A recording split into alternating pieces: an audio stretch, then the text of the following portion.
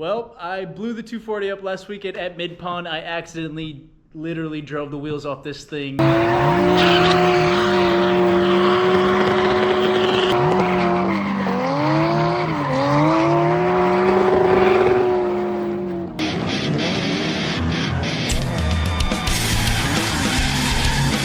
It was a whole lot of fun, but yeah.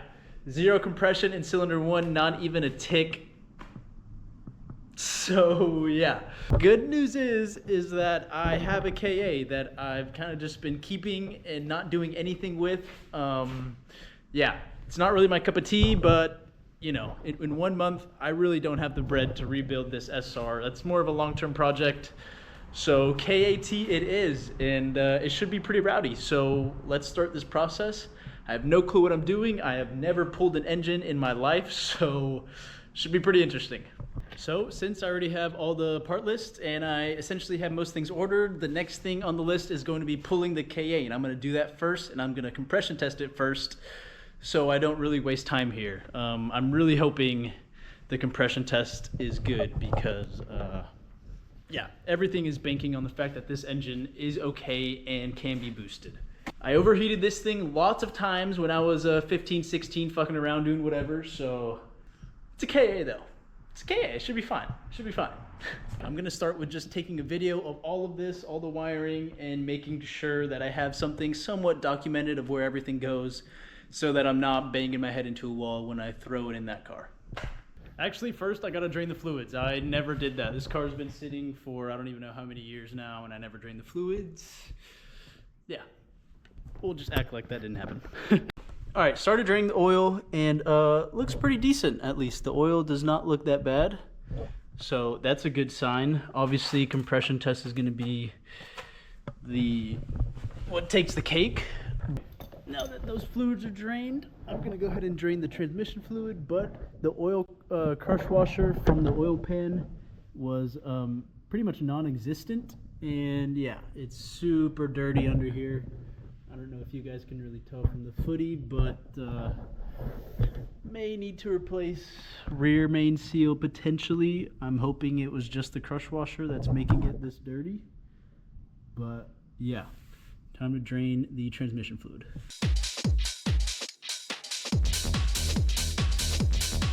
The plug does not look that good, that enticing. I do remember first gear on this car grinding a good bit, maybe even second gear, so not really too sure what to do about that. I could always swap the bell housing from this trans onto the bell housing of this SR trans, but I would like to just keep that trans because I know that trans is good. So I don't really know what to do about this. Okay, after cleaning the plug, this is what it looks like. So yeah, a whole lot of kind of like this grayish metallic kind of like clay material. I don't know if you guys can really tell. So yeah, I was a little bit concerned, but after doing a little bit of research, it is somewhat normal, especially on these older engines that I never changed the trans fluid. I don't know when the trans fluid was, if it was ever changed on that car. And yeah, this car did do a lot of clutch kicks in comparison to how I drive this car, because obviously it's a KA, so I beat the living piss out of it. So I'm just gonna run it. I do remember second gear would grind a little bit, but yeah, with some new MT90 fluid, I think the trans should be okay. If not, just swap the bell housing and I have another trans. So yeah, and since that's done draining, I'm gonna go throw this drain plug back in and take a look at the pan and see if I can find any crazy metallic residue. But yeah, really am getting tired of working on cars. It's really not so fun, and it's literally been non-stop with getting this car ready and then blowing it. So unfortunate, but I am really excited about this KA setup. I think it's gonna be sick. Got a little bit of some material right here, so that not really seeing any big chunks though, so I'm happy about that. I think the trans is gonna be good. Also, shout out Pseudo Boys, y'all the goats, y'all the goats. Low key, I kind of want to change this shirt because I don't want to ruin it, but also like I feel like I'm embodying, you know, the full like fucking spirit. You know what I mean? Okay, now that we got all the fluids drained, I'm gonna go ahead and start disassembling most of the things, such as radiator. Gonna pull the radiator, gonna pull the fans, take this intake pipe off, and yeah, go from there. I'm not gonna go too in depth here. This is pretty simple. I'm just gonna take this part off and then remove the rad. I doubt you guys need to see close-ups for that. So, time lapse, baby.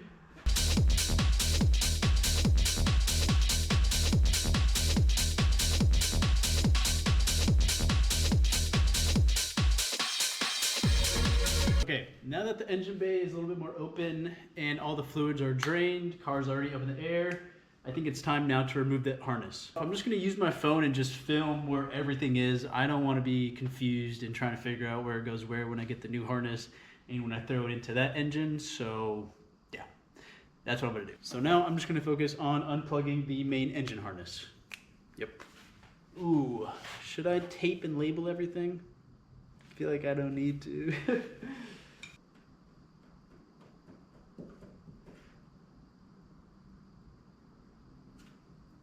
I think I'll just tape everything that was being used, because I already know where everything connects.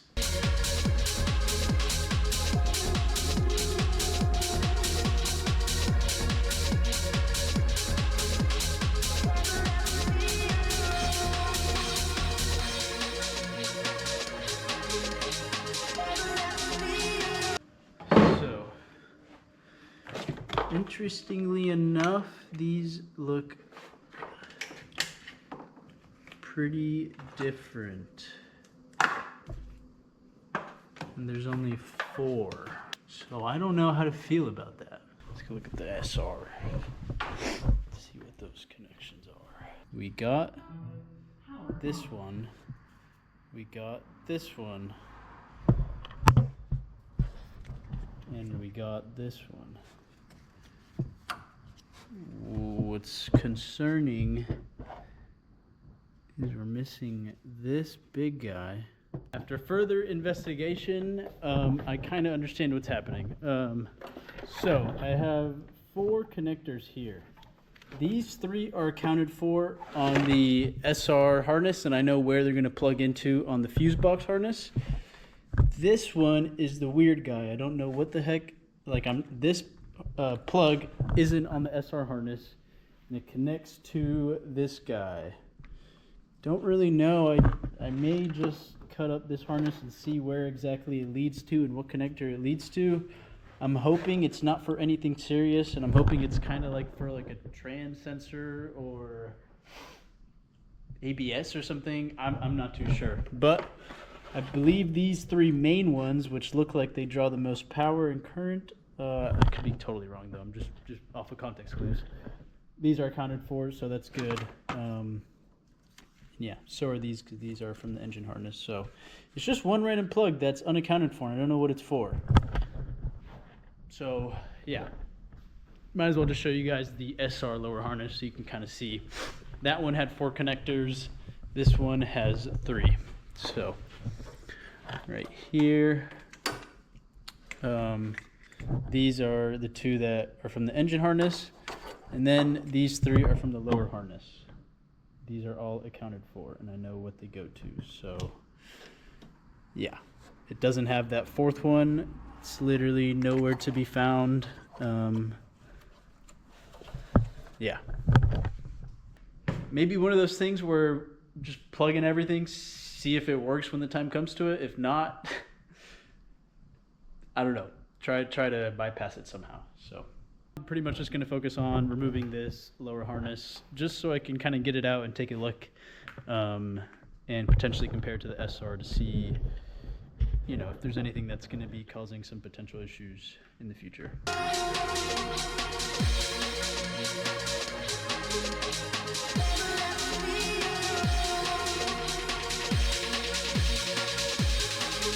Okay, day 1 ended off not too bad. Well, day 1 is really just like me after work from like 8 p.m. to 10:30. Removed the radiator, drained all the fluids, removed the engine harness and lower harness. yeah. Next step is going to be to remove any fuel lines or just disconnect any fuel lines and just see if there's anything else I got to disconnect. Heater hoses are cut. I don't know if I did that. If I did, that was really stupid of me. But either way, heater hoses are cut, so I'll probably need to buy new ones, which is fine. And yeah, it's pretty close to being able to be pulled. Okay, so it's a new day. I got some help setting up the hoist with my dad, so that should be good. And now we're moving on to just removing the drive shaft and then disconnecting throttle cable, these two fuel lines right here, and then this ignition part right here. And then we're good to loosen up those bolts and pull the engine. So let's get to it.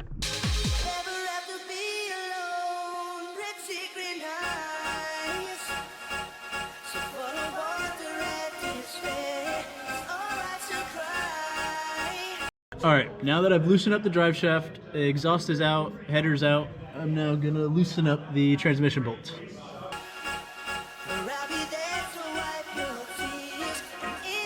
Fuel lines are off. Ignition thing is off and zip tied, so that's good.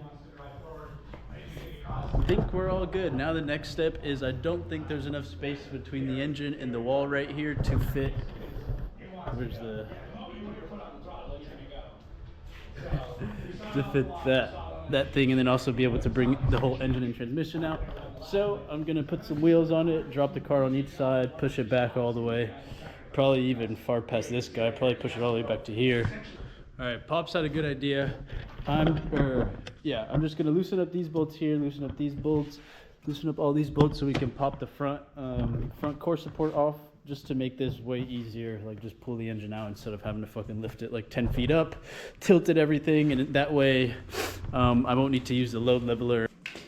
All right, got everything ready to cut. Now I'm just gonna chop here and here, and it should be good to pull this whole front core support off.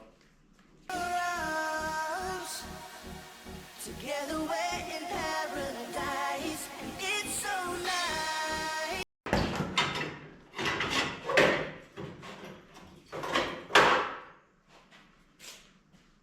Now we got all this space to just pull the engine right out. Just gonna do it anyways, so. All right, ready to pull the engine. I'm just gonna loosen up the transmission, or fully take off the transmission bolts, and then take off the engine mounts, which are pretty easy. Just gotta loosen up the bolt that's right here on the subframe, and then same thing on the other side, and it'll be ready to strap on to the hoist.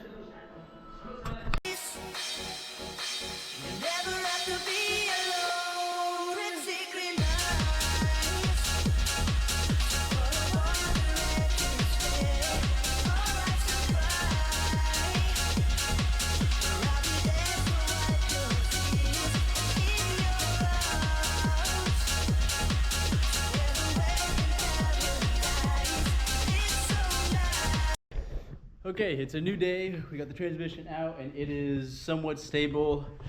I was gonna take off the transmission, but I forgot that I need to use the starter in order to compression test it. So that is now the plan of action.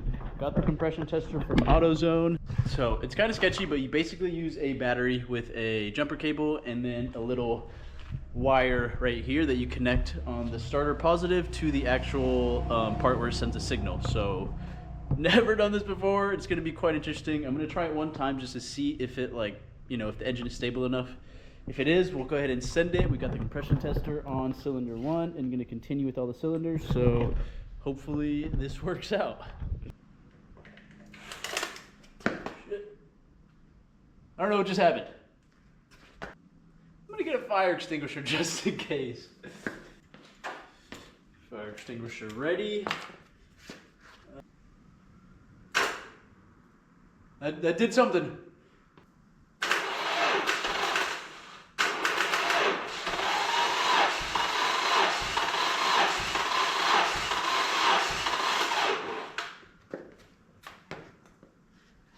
$150 cylinder 1. All right, that was kind of cool. What the heck? Oh, sick.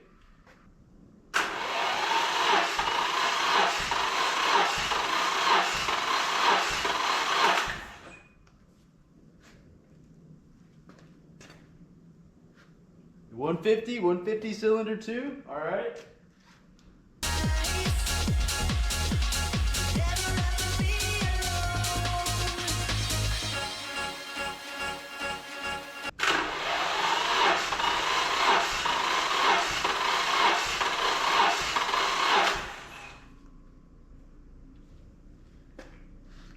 $150 cylinder 3. Okay. All right, fingers crossed on cylinder 4, because this basically determines if I've wasted all my time doing this. So, and also if I can make it to July 4th drift event. If this cylinder is not good, then there's absolutely no shot that I'm making it to July 4th.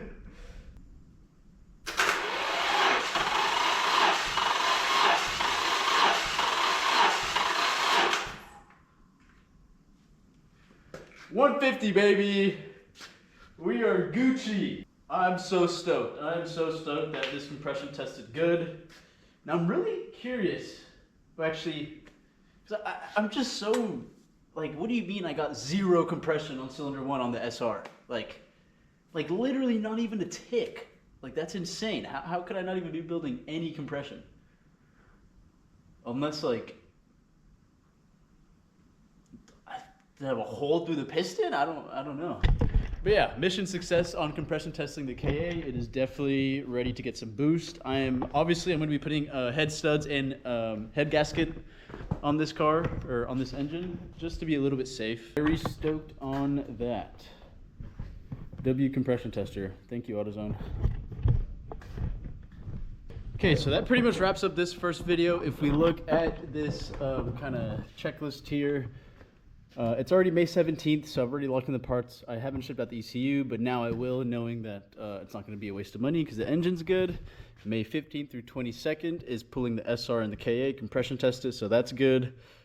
Just got to assemble this, what's it called? It's so hard right now. Engine stand. Just got to build together this engine stand, and then once that is together, I can go ahead and pop off the trans, make sure the clutch and flywheel is in decent condition. If not, I could always swap it to this trans because I know this trans is good.